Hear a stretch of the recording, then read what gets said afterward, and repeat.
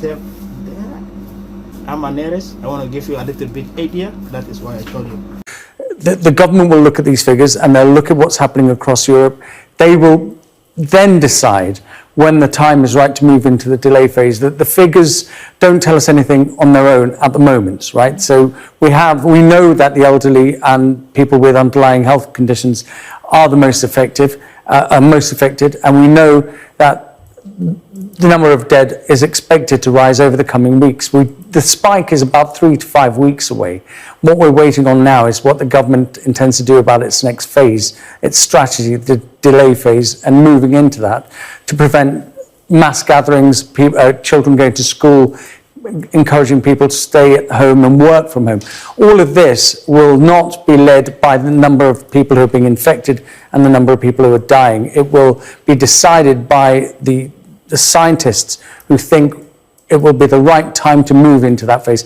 Yesterday, we had the World Health Organization calling this a pandemic. That would have been another trigger if the government needed one to move into the next phase. And certainly what is happening across Europe with Ireland and France and Germany and Poland and Denmark, those countries, and Italy, of course, those countries taking quite what some people might suggest is quite drastic action, shutting down movement within society, shutting down workplaces, stopping people from gathering, stopping people going out shopping. Shops in Italy, the only ones that are open at the moment are food shops, pharmacies. So this is serious action. But then the pressure on the United Kingdom is that these leaders, these medical experts across Europe are saying, don't wait too long. Look at what's happened in this.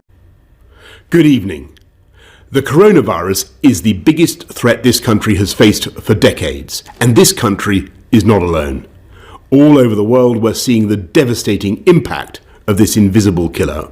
And so tonight, I want to update you on the latest steps we're taking to fight the disease and what you can do to help.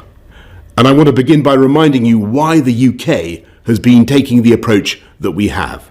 Without a huge national effort to halt the growth of this virus, there will come a moment when no health service in the world could possibly cope, because there won't be enough ventilators, enough intensive care beds, enough doctors and nurses.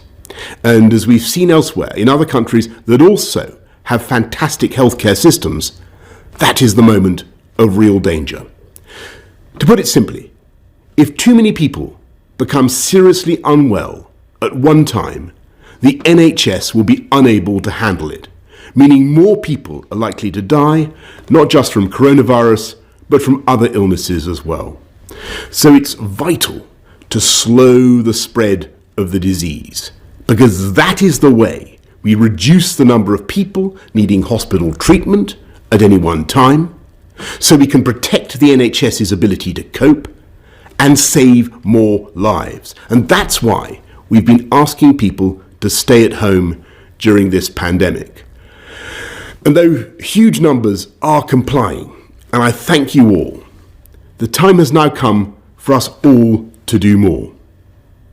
From this evening, I must give the British people a very simple instruction. You must stay at home, because the critical thing we must do to stop the disease spreading between households. That is why people will only be allowed to leave their home for the following very limited purposes.